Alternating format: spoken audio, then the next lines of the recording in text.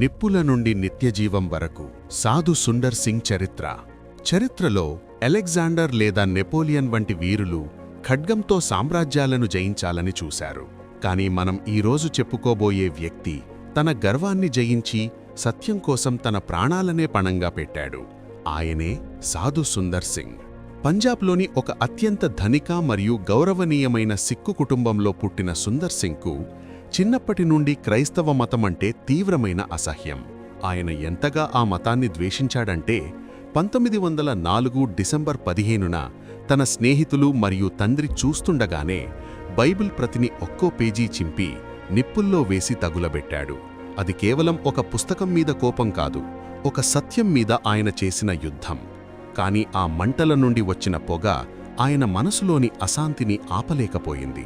బైబిల్లో తగులబెట్టిన 3 రోజుల తర్వాత సుందర్ సింగ్ మనస్సు ఒక నరకంలా మారిపోయింది. లోకంలో ఉన్న సంపద, మతం, ఆచారాలు ఆయనకు శాంతినివ్వలేకపోయాయి. చివరికి ఆయన ఒక భయంకరమైన నిర్ణయం తీసుకున్నాడు. దేవుడనేవాడు ఉంటే ఈ రాత్రి నాకు కనిపించాలి, లేదంటే తెల్లవారుజామున 5 గంటలకు వచ్చే లూథియానా ఎక్స్ప్రెస్ రైలు కింద పడి నా ప్రాణం తీసుకుంటాను అని దేవునికి సవాలు విసిరాడు. ఆ రాత్రి గడ్డకట్టే చలిలో ఆయన చల్లని నీళ్లతో స్నానం చేసి మోకరిల్లి ప్రార్థించడం మొదలుపెట్టాడు. అది ఒక వ్యక్తి దేవుని కోసం వేసిన ఆర్తనాదం. ఒకవేళ ఆ రాత్రి దేవుడు ప్రత్యక్షం కాకపోతే చరిత్రలో సుందర్ సింగ్ పేరు ఒక ఆత్మహత్య చేసుకున్న యువకుడిగానే మిగిలిపోయేది. తెల్లవారుజామున సరిగ్గా 4:30 గంటల సమయం. గదిలో అకస్మాత్తుగా ఒక అద్భుతమైన వెలుగు నిండిపోయింది. ఆ వెలుగులో అపస్థలుడైన పౌలుకు కనిపించినట్లే యేసుక్రీస్తు సుందర్ సింగుకు ప్రత్యక్షమయ్యారు. యేసు ఆయనతో హిందుస్థానీ భాషలో మాట్లాడుతూ, సుందర్, నువ్వు నన్ను ఎందుకు హింసిస్తున్నావు? నీకోసం నేను సిలువపై ప్రాణమిచ్చానని మర్చిపోయావా? నీవు సరైన మార్గం కోసం ప్రార్థించావు కదా, ఇదిగో మార్గం నేనే అని చెప్పారు. సుందర్ సింగ్ తాను శత్రువుగా భావించిన యేసులోనే తన రక్షకుడిని చూశారు.